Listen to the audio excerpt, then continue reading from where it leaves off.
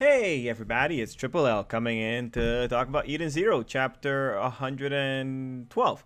Okay, so I think I missed last week as well. I have the video done, so if you were wondering about my chapter 111 thoughts, it's on the channel now along with this video.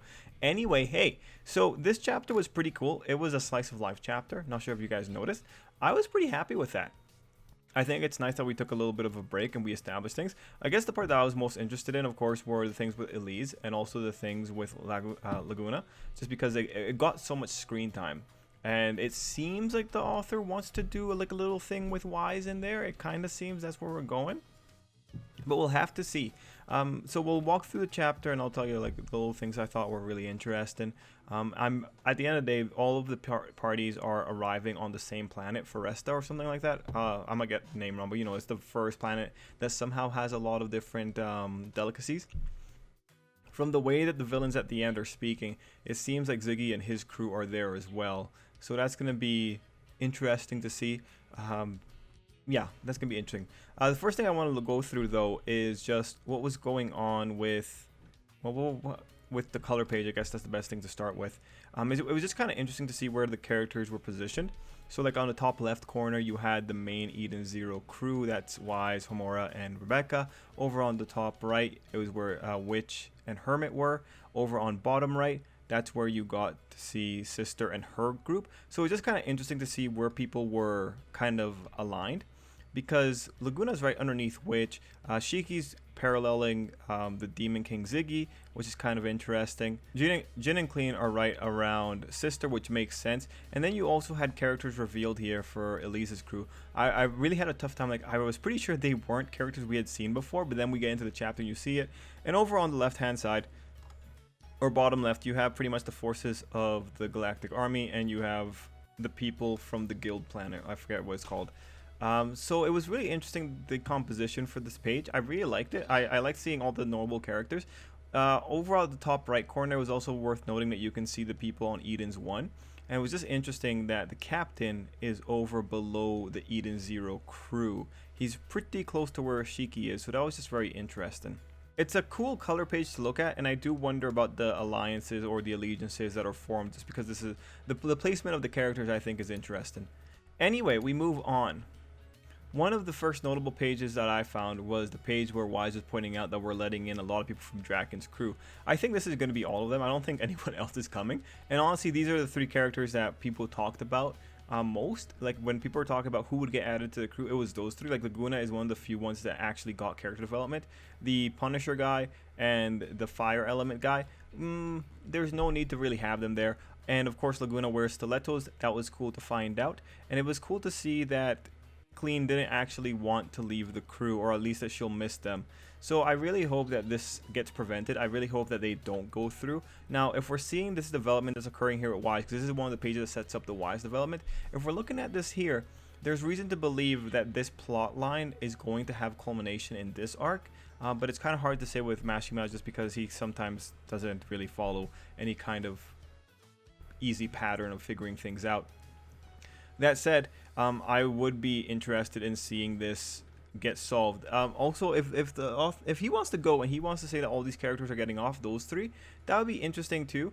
I'd rather not. I think well, the three of them are interesting characters. I'd rather we keep them in the same way that Fairy Tail kept some of their enemy characters as new main characters, like Juvia and Gajeel. Anyway, on next page, it was page 4. You find out what Laguna wants. He wants to live on a nice, comfortable planet. So it was interesting to know that him being wanted in Sakura Cosmos, that doesn't carry over into Aoi Cosmos. Okay, I can't say it. I'm going to say Blue Cosmos. It doesn't carry over into Blue Cosmos. That was really interesting.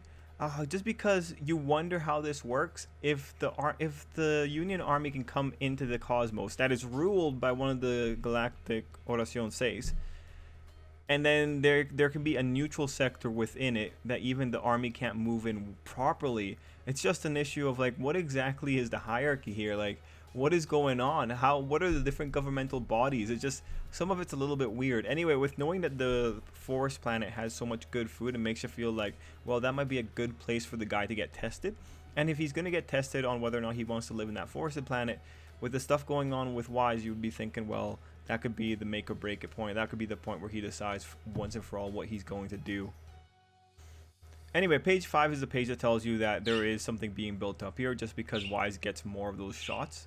And page 5 just continues to just a reaffirmation of alliances from the Shining Stars to the Demon King.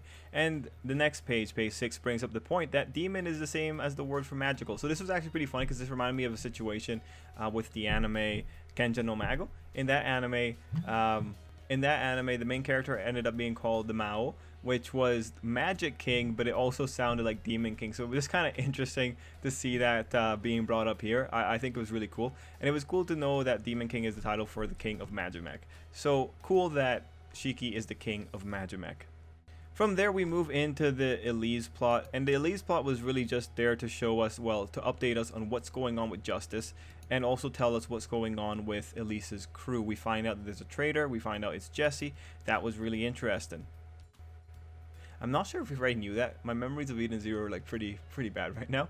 But it was cool. We got the situation. We know what kind of person Elise is. And it was cool to see that Elise is pretty much covered by more competent people. As they said, you know, do you trust Elise with intel? So that was really cool to see those new two characters. And it was cool to see that Mashima had showed them earlier on the color page. Now, Elise does drop something that they were a doctor and a firefighter before. So that's pretty interesting. I do wonder what exactly drew them to Elise's crew. It's probably something really nice, just given what kind of nice person Elise is. Like, Elise is pretty much Erza from Fairy Tail, only now being held accountable. And when I say being held accountable, I mean her being chased around by the police. That's pretty much the most accountability that Erza will ever get in any iteration. So it's just kind of funny to see that there. And I do like that it ultimately comes back from her time with Ziggy. I think that's a nice thing. I think it's a cute thing. The thing with Elise is like she's letting herself be vulnerable by letting people in. But thankfully, what's being established here is that she has characters who are around that can cover for her weaknesses. Now, I do find it interesting that they're bringing up this point that she's making a big deal about her time on Eden Zero. And I do wonder if that's just going to come to fruition when we get onto the main planet. From there, we go and we look at what exactly is going on with the crew, as it's Drac and Joe group. They're talking between themselves. Clean was not aware that she was doing evil. And you have Laguna just commenting on how he still was kind of with Draken. Like, when he says that Draken didn't kill people for no reason, it's like, yeah, but he pretty much kept them indebted to him so that they would have to stay with him for a good long period of time. So it's just kind of interesting, like the mental gymnastics. Like, Draken, that still kind of a... He knows that they're in the underworld. It's just kind of a nasty situation. At least he does talk about how he wasn't happy when he found out what was going on, and at least these people know why Wise is having so much trouble with having them around. And again, this is one of those pages that again reinforces that Laguna might just be getting off at the forest planet. Let me just see, I just saw the name for it, Foresta. It's Foresta. Great. On that page, one of the things I found funny was finding out about Jin's best friend. I think that was really funny. Anyway, moving on, we continue on. And the crew is just telling us that they've been to Foresta before, and they're also telling us that Foresta has really good food. Now, one of the most interesting points about Foresta, aside from it having a mother relic, was that Master Xenolith was an instructor in the Magimek arts. He's known as the founder of Gravity Ether Gear Tactics. So that's kind of interesting that, you know, we have Gravity Ether and the guy who is the founder of the tactics was on that planet. It's also very interesting that we're again getting this stipulation of the past removed him, or he was only someone in the past. You know, with the chronophage walking around, it would be interesting to see one of these planets get reverted again. But I don't know if it's going to eat 1,000 years. Anyway, it'll be cool if he comes back out. It'll be cool if there's a temple for Shiki to go learn at. That seems like that would be the most obvious thing that we'd be setting up here. Finally, we get to see some of Nero's boys. They are on Foresta 2 talking about a planet purge, and it seems that they're targeting bots. So it seems to me that when I look at that, Ziggy is there. He's hiding on the planet because they're talking about Ziggy, and they're there to wipe him out. That's what I would think. If I was looking at that, which is really exciting, because if that's the case, we have Ziggy on the planet, we have Elise on the planet, we have Justice on the planet, we have Eden Zero on the planet. I'm very excited to see where we go here. I really hope we don't lose Laguna on this planet too. I think it'd be cool if he just stays with us, but then again, he's pretty overpowered. He has a pretty overpowered ability. Like, what are you gonna do with a guy that can turn anyone into water if they cry, right? That's a pretty overpowered ability. Anyway, everyone, that's it for me. I think it was a pretty solid chapter of Eden Zero. Let me know what you thought down below. And until next time, I hope you have an absolutely great day. I gotta run and do some One Piece.